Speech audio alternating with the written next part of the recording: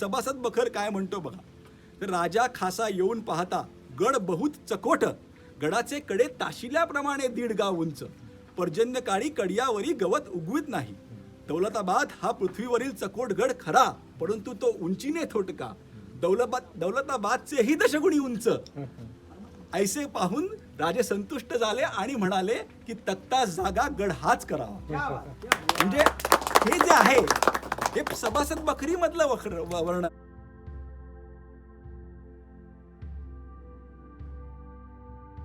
आधी तुम्हाला आहे ना की या गडाची थोडीशी पार्श्वभूमी सांगतो, म्हणजे आपण इतिहासात शिरू, म्हणजे आपल्या ना सगळ्यांची ऐतिहासिक पार्श्वभूमी का तर आपण सगळे एका पेजवर राहू की कसं कसं झालं आणि हे असं काय, याचे प्रश्न तुम्हाला पडायला लागतील. मी समजावून सांगायची गरज, तुम्ही माझ्याकडेच प्रश्न घडून याल, रुपेशकडे जाल, तुम्हाला कळायला लागेल की हा अशा गोष्टी का झाल्या. आणि सगळ्यांनी ना कुठेही असा मोठा मी कोणी मोठा आहे किंवा मी सांगतो ते बरोबर आहे असा काही आविर्भाव नाही आहे. माझा तर नाहीच आहे. मी पण एक इतिहासाचा तुमच्यासारखाच विद्यार्थी आहे. मी तुमच्याबरोबर मीही समजून घेतोय. तर मी जे सांगेन ते तुम्ही तुमच्या वैचारिक पातळीवर सगळा इतिहास पुस्तकं वगैरे सगळी बाजूला ठेवून विचार करा की हे असं झालं असेल, कॉन्सेप्च्युअली तुम्हाला पटलं तर तुम्ही असं होऊ शकतं म्हणून म्हणा. का ह्याचं कारण मी आता तुम्हाला सांगतो. सगळ्यात पहिले शिवाजी महाराज या गडावर आले. पहिलं पाऊल शिवाजी महाराजांचं या गडावर पडलं ते 5 एप्रिल 1656 असावं असं म्हटलं जातं. 5 एप्रिल 1656. कधी पडलं, का पडलं, याचं कारण असं आहे तर शिवाजी महाराजांनी जावळी जिंकली. चंद्रराव मोऱ्यांचं आणि शिवाजी महाराजांचं बिनसलं होतं. मग जावळीवर हल्ला, जावळी स्वराज्यात यायलाच पाहिजे होती कारण की अफजल खानाचं संकट आवासून त्याने एक मिनिट जरा म्हणजे राज्याभिषेकाच्या टायमिंगला ते घडलेलं ते नाही. 1656 राज्याभिषेक झाला 1674ला. जवळजवळ 18 वर्षानंतर राज्याभिषेक झालेला आहे. किल्ला घेतल्यानंतर 18 वर्षांनी राज्याभिषेक केलेला आहे. 1656ला महाराजांनी जावळी घेतली. साधारण फेब्रुवारीच्या महिन्यामध्ये जंगलपकड झाली, हल्ला झाला जावळीवर आणि चंद्रराव मोऱ्याकडनं जावळी नाकावर टिच्चून घेतली महाराजांनी मोऱ्यांकडनं. आणि मग तो चंद्रराव मोरे पळाला. ते दोघे भाऊ होते, एक सूर्यराव मोरे आणि एक प्रतापराव मोरे आणि चंद्रराव मोरे. चंद्रराव मोरे आला इकडे रायरीत. हा जो सगळा मुलूक आहे, हा जो सगळा मुलूक आहे ना, हा जावळीचाच मुलूक आहे. रायरीचं खोरं म्हणतात त्याला, पण हा मुलूक जावळीचा आहे. प्रतापगड कुठे नाही, म्हणजे जावळी कुठे, प्रतापगड कुठे, जो ऐन जंगलात आहे जिथे हत्ती हरवला तर मिळत नाही असं म्हटलं जायचं. आजही तिकडे घनदाट जंगल आहे, तेवढं नसावं पण आजही आहे. तर तिकडनं हा चंद्रराव मोरे पळून इकडे आला, या ठिकाणी आला.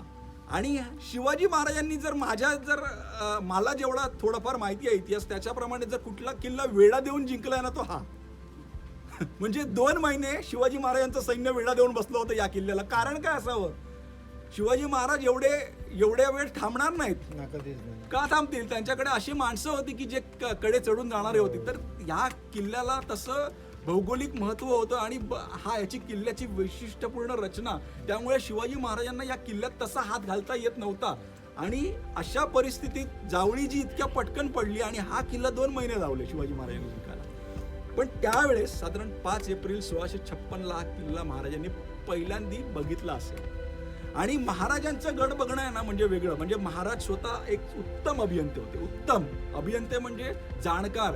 त्यावेळेच्या बुजुर्ग माणसांना जेवढं नॉलेज नसेल तेवढं महाराजांना त्यांच्या कदाचित ती दैवी देणगी म्हणावी किंवा नैसर्गिक त्यांच्याकडे एखादी गोष्ट होती आत्मकलनाची, म्हणजे त्यांना लगेच एखाद्या गोष्टीचं आकलन व्हायचं. होतेच ट्रेकर. तर त्यांनी या गोष्टींमध्ये हा किल्ल्याची पाहणी अशी साधी केली नाही, निगराणी केली, चांगला निरखून हा किल्ला बघितला आणि बराच विचार केला. ह्या किल्ला बघताना पण त्यांनी एक जागा नाही की तिथे महाराज गेले नसतील. हा किल्ला पूर्ण व्यवस्थित बघितल्यानंतर महाराजांनी एक गोष्ट नक्की केली की हा मुलूक सोडायचा नाही. आणि ही गोष्ट तेव्हा त्यांच्या मनामध्ये ठाम झाली की हीच राजधानी करायची. आता ह्याच्यासाठी सभासद बखर काय म्हणतो बघा. तर राजा खासा येऊन पाहता गड बहुत चकोट, गडाचे कडे ताशिल्याप्रमाणे 1.5 गाव उंच, पर्जन्य काळी कडियावरी गवत उगवीत नाही.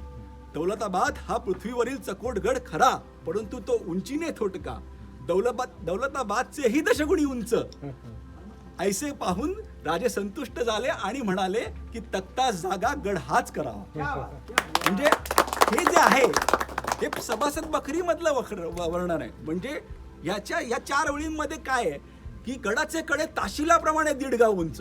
म्हणजे तुम्ही मगाशी आपण कॉन्सेप्ट बोललोच की गडाचे नैसर्गिकच बांधणी गडाची अशी आहे की गडाचे कडे तासलेले आहेत व्यवस्थित आणि 1.5 गाव उंच. म्हणजे एवढी उंची पण आहे वरती. हा किल्ला कुठल्याही किल्ल्याला जॉईंट नाही. एक पोटल्याचा डोंगर तुम्हाला नकाशामध्ये मिळतो. मगाशी काल रात्री याने नकाशा उघडला होता.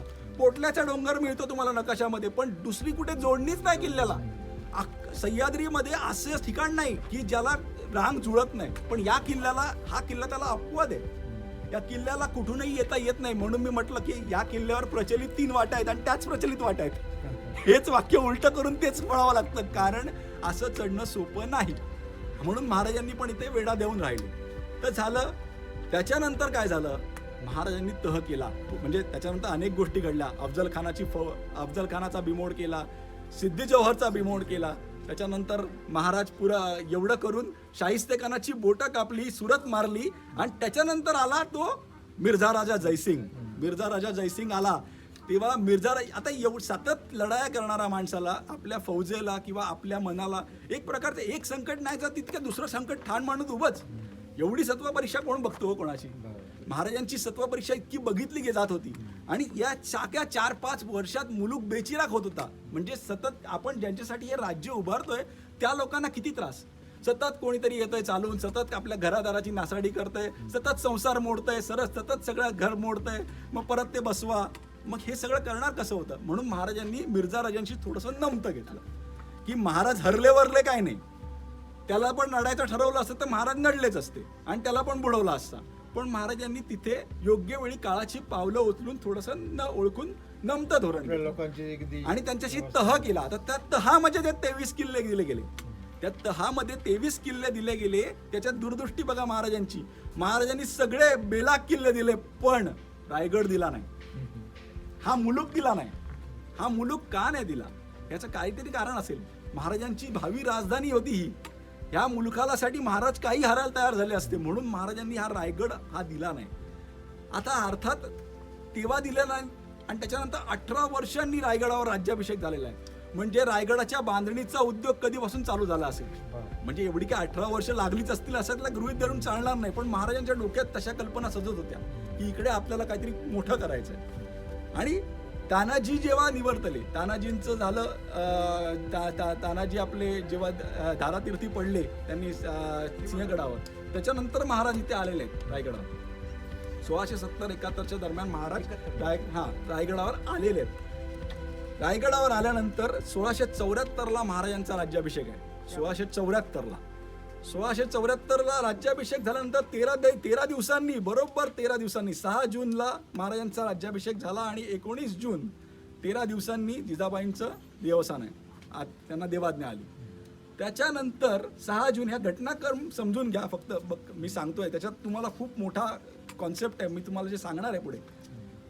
त्याच्यानंतर महाराजांनी 6 वर्ष राज्य केलं. 1680ला महाराज गेले. 3 एप्रिल 1680 हनुमान जयंतीचा दिवस होता. दुपारी 2 वाजता महाराजांनी देह ठेवलाय गडावर 1680ला.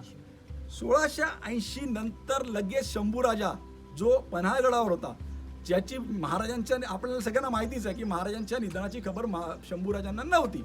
शंभूराजा इथे आलेला आहे. म्हणजे 2-3 महिने त्यांनी पन्हाळ्यावरनं कारभार केला. शंभूराजे 1680ला इकडे आले आणि त्याच्यानंतर त्यांना जवळजवळ 16 जानेवारी 1681चा त्यांचा राज्याभिषेक आहे. 9 वर्ष शंभूराजाने आपला महाराष्ट्र झुंजवलाय आणि एक मोठी पायाभरणी केली आहे की ज्याच्यामुळे दोन्हीही, म्हणजे शिवकाळ हा कुठे संपतो, तो जिथे शंभूराजा संपतो.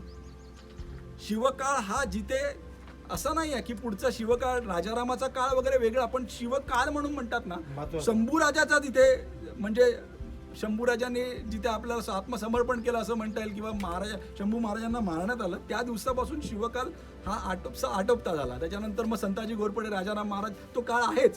पण त्याच्यानंतरचा जो काळ आहे 1600, म्हणजे 1 फेब्रुवारी 1689ला शंभूराजांना पकडलं गेलं आणि 9 फेब्रुवारी 1689 बरोबर 8 दिवसांनी ही खबर रायगडावर आली.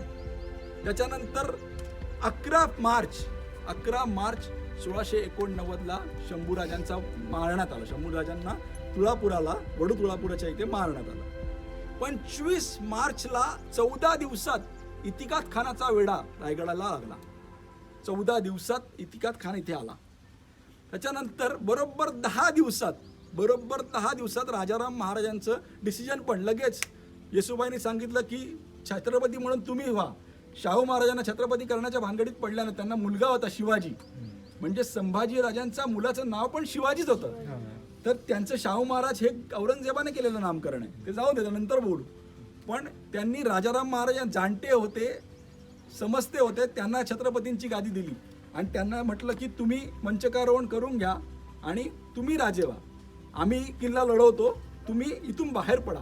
आणि हा डिसिजन झाल्यानंतर बरोबर 10 दिवसांनी म्हणजे 5 एप्रिलला संताजी आपले राजाराम महाराज, संताजी घोरपडे, खंडेराव दाभाडे यांच्यासोबत मागच्या दरवाजाने, वाघ दरवाजा किंवा ह्याच्यात थोडंसं कन्फ्युजन आहे, कॉन्फ्लिक्ट्स आहेत की कोणी म्हणतं वाघ दरवाजाने गेले, कोणी म्हणतं भवानी डोकावरनं गेले, असं आहे. पण गेले, रायगड सोडला आणि बरोबर 7.25 महिन्यांनी 3 नोव्हेंबर 1689 तो काळा दिवस उजाडला की जिथे रायगड हा मुघलांच्या हवाली झाला. रायगड मुघलांच्या हवाली कधी झाला? जेव्हा शिवकाळातला रायगडाचं अस्तित्व त्या दिवशी संपलं, ज्या दिवशी रायगड हा मुघलांच्या हवाली झाला. म्हणजे 3 नोव्हेंबर 1689ला रायगड मुघलांच्या हवाली झाल्यानंतर जवळजवळ 42 वर्ष रायगड आपल्याकडे नव्हतं. 42 वर्ष म्हणजे झाली किती? 1733ला रायगड परत मराठ्यांकडे आलेला आहे. शाहू महाराजांनी प्रयत्न चालू केले 1717 पासून, पण इकडे कोण होतं? तर इथे सिद्धी होता. हा जो ज्याच्यावर वचक ठेवण्यासाठी एक कारण होतं की रायगड ही राजधानी निवडण्याचं, की सिद्धीवर वचक ठेवायला पण मिळेल. औरंगजेब तर दूरचा आहे हो, तो तर अवले कधीतरी येणार आणि जाणार, पण सिद्धी कायमचा इकडे पोचायचा आहे, त्याला मारायचंच आहे, त्याला डुबवायचंच आहे, त्याच्यावर वचक इथून ठेवता येईल म्हणून एक कारण ते. त्या सिद्धीने ही जागा मागून औरंगजेबाकडनं कॅप्चर केली. म्हणजे जेव्हा औरंगजेबाचं देह निदान झालं, औरंगजेब गेला, त्याच्यानंतर सगळे त्याचे बरोबर दिल्लीवरनं आलेले परत चालले होते, तेव्हा सिद्धीने ही जागा कॅप्चर केली. हा पाचारचा कोट, हा सगळा रायगडवाडीचा परिसर, हा किल्ला, हा सगळा सिद्धीच्या ताब्यात आला. सिद्धीकडे हा किल्ला जवळजवळ 31 वर्ष होता. म्हणजे 1707 नंतर 1733 पर्यंत किती झाले? 26 वर्ष झाले, तेवढा वेळ होता. ह्याच्यानंतर किल्ला आपल्याकडे आलेला आहे 1733ला. आता मगाशी रुपेशने एक उल्लेख केला की विठ्ठल पोतनीस, यशवंतराव पोतनीस यांचे ते त्यांचं आणि पेशव्यांचं आणि त्यांचं वाजलं. माधवराव पेशव्यांनी पत्रव्यवहार केला, मग असं झालं. मग नारायणराव पेशव्यांच्या काळामध्ये ही मोहीम सर केली आणि किल्ला पेशव्यांच्या ताब्यात आला. अरे मराठ्यांच्याच ताब्यात होता, म्हणजे पेशव्यांच्याच ताब्यात होता.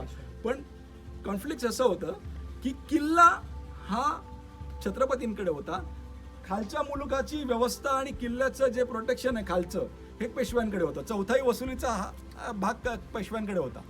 पण किल्ला पेशव्यांकडे नसल्यामुळे पेशव्यांना अनेक प्रॉब्लेम येत होते की आम्हाला किल्ला नसल्यामुळे निगराणी राखायला वगैरे एक मोक्याचं ठिकाण नाही, तर त्यामुळे त्यांच्यात कॉन्फ्लिक्ट होते. आणि ते सगळं राखण्यासाठी छत्रपतींनी स्वतःचा माणूस ठेवला होता, पोतनीस.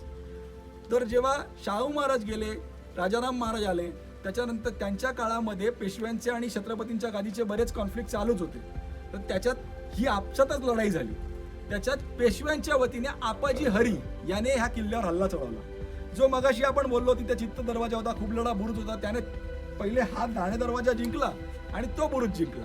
मग तिकडनं त्याने आगीच्या बाणाचे गोळे वगैरे ते सोडले, ते कुठे मशीद मोर्चाच्या इथे वगैरे सोडले. मग हळूहळू त्याने अशा कॅप्चर करत करत करत अर्धा किल्ला घेतला आणि मग तो किल्ला पेशव्यांच्या स्वाधीन झाला.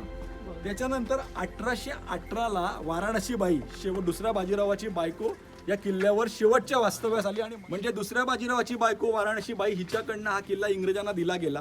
या किल्ल्यावर अजूनही लोकांना मिळतात, आपल्याला मिळालं तर काय हरकत नाही, पण आडवाटेला जायला लागतं. ज्या इंग्रजांनी तोफगोळे डागले, ज्या बंदुकीच्या फैरी जाळल्या, त्यांच्या गोळ्या, त्यांची कवचं इथे लोकांना, बऱ्याच लोकांना आत्तापर्यंत मिळत होती. अजूनही तुम्ही आडवाटेला गेलात तर लोकांना ते तोफगोळे कुठेतरी जागेत दिसतात अडकलेले, पण ते म्हणजे नशीब लागले या सगळ्या गोष्टी. आता कमी झालं ते तसं मिळणं. पण सांगायचा प्रश्न असा की 1818ला किल्ला गेला. किल्ला गेल्यानंतर इंग्रजांनी काय केलं, आपली जी सगळी स्फूर्ती स्थानं होती ना, तीच मुळात चेपून टाकायचं ठरवलं. की शिवाजीचं नाव जिथे जिथे राहील इथे परत हे मराठे ताकद म्हणजे त्या प्रेरणेने पेटून उठणार आणि लढणार. हा राजा यांना प्रेरणा देतच राहणार. हा असो वा नसो. तर याची जे शक्तिस्थान आहेत, याची जे स्फूर्तिस्थान आहेत, याच्या ज्या आठवणी आहेत या सगळ्या मिटवायच्या. म्हणून हा किल्ला फॉरेस्ट डिपार्टमेंटकडे गेला आणि या किल्ल्यावर यायला बंदी झाली. आता बघा 1818ला या किल्ल्यावर यायला बंदी झाली. ती उठली कधीपर्यंत 1883ला कोणीतरी आलेलं या किल्ल्यावर. म्हणजे जवळजवळ 65 वर्षांचा कालावधी निघून गेला. ह्याच्यामध्ये आपल्या 3 पिढ्या गेल्या. 3 पिढ्या. मग किल्ल्यावर कुठल्या गोष्टी का होत्या आणि कशा होत्या याची नावं कोण सांगणार? आता तुम्ही किल्ल्यावर जाल, तुम्हाला इथे पार्टी दिसेल, इथे राणी वसा आहे, तुम्ही म्हणाल इथे हे आहे, इथे ते आहे. पण त्याच्याबद्दल जर तुम्ही थोडासा विचार केला तर तुम्हाला कळेल, अरे असं राणी वसा आहे, मग यांना आंघोळीची जागा का नाही राण्यांसाठी? आणि शिवाजी महाराज एवढे असे राजपुती राजे होते काय की माझ्या 100 राण्या आहेत, त्यांना प्रत्येकीला महाल. अरे आपण महाराष्ट्रीयन माणसं, आपण एकत्र कुटुंबात राहणारी माणसं. आपला राजा पण तसा साधा होता. त्याची आई जिवंत असताना तो राणीला वेगळा महाल बांधेल आणि बरंच राणींना महाल बांधेल तर मग त्यांच्या सुनेला काय असंच ठेवेल? मग सून त्यांच्या वाड्यात राहते आणि राण्या सेपरेट महालात राहतात, असं होईल का? पण हे पुरातत्व खात्याने ह्या इंग्रजांच्या गायडन्सनुसार दिलेली नाव आहेत. आणि त्यांना वाटलं त्यांच्या क्वीन्सना सेपरेट राहायला जशी जागा असते. तुम्ही जर कॅसलवर गेलात तर त्यांचे क्वीन पॅलेसमध्ये कशा राहतात तशा इथे आमच्या राजाने पण तशाच केल्या असतील, म्हणून त्यांनी नावं दिली. पण एक साधा आपण वरती गेल्यावर बघूच की इथे टॉयलेट आहे पण बाथरूम नाही. मग राण्या आंघोळ कुठे करणार? नदीवर? कुठे तलावावर जाणार नाही ना. म्हणजे ते कन्सेप्च्युअली गोष्टी पटत नाही. याचं कारण हे की 65 वर्ष आपला या किल्ल्याशी संबंध राहिला नाही. त्यामुळे या किल्ल्यावर छत्रपतींचा जो शेवटचा वंशज म्हणता येईल किंवा शेवटचा नाही, शाहू महाराज हे सुद्धा आले नाहीत. किल्ल्यावर यायला पाहिजे होते, ते का नाही आले हे कळलं नाही. कारण की त्यांचं बालपण गेलेलं किल्ल्यावर. तर 6 वर्ष ते इकडे राहिलेत, 6-7 वर्ष. तर त्यांना माहिती होत्या ह्या गोष्टी, याला काय म्हणतात, याला काय म्हणतात, याला काय म्हणतात. येसूबाई जवळजवळ 28 वर्ष औरंगजेबाच्या तुरुंगात होती, औरंगजेबाच्या नजरकैदेत होती, पण ती सुद्धा नंतर किल्ल्यावर आलेली नाही ना. त्यामुळे या गोष्टींचं आहे ना कुठे म्हणजे आपण म्हणतो ना एका पिढीकडून दुसऱ्या पिढीकडे दिलं गेलं नाही. आणि जो काही पत्रव्यवहार आहे मराठीमधला किंवा आपल्या भाषेतला किंवा जो काय झालेला, हा जेव्हा इतिकाद खानाने हा किल्ला जिंकला ना तेव्हा जाळून टाकला, अक्षरशः आगी लावल्या किल्ल्यावर. आणि आपल्या किल्ल्यांना लाकडी सागाची छपरं होती, आगीत ती जळून भस्मसात होणारच. मग त्या दगडी भिंती उरल्यात आणि आपले किल्ले, आपल्या ज्या वस्तू होत्या मोलाच्या त्या सगळ्या नष्ट झाल्या. आणि त्यामुळे आपल्याला तो ट्रेस राहत नाही. म्हणून आपण ठासून नाही सांगू शकत की ही गोष्ट हीच आहे. कुठलाही इतिहास संशोधक असंच म्हणतो की हे असं असावं. मी पण मगाशी काय म्हटलं की 5 एप्रिल 1656ला छत्रपती इथे आलेले पहिल्यांदा आले असावे, त्याची नोंद सापडते. कदाचित त्या आधी येऊन गेले असेल, त्याची नोंद नसेल, पण ही नोंद सापडते. असा इतिहास ठामपणे सांगितला काय पुरावा लागतो ना. आपण उगाच कसं काय म्हणायचं. ही पार्श्वभूमी झाली की आता तुम्ही प्रश्न विचाराल की हे असं काय, मी एक सांगेल, तुम्ही कोणाकडनं दुसऱ्याकडनं ऐकून आलो, अरे हे तर हे मग तू हे काय बोलतो. मग माझं म्हणणं आहे की कोणीच ठाचीच असून सांगू शकत नाही. याचं कारण ह्याच्या मागचं हे आहे, एक साधं सगळ्यांच्या मनाला पटणारं कारण.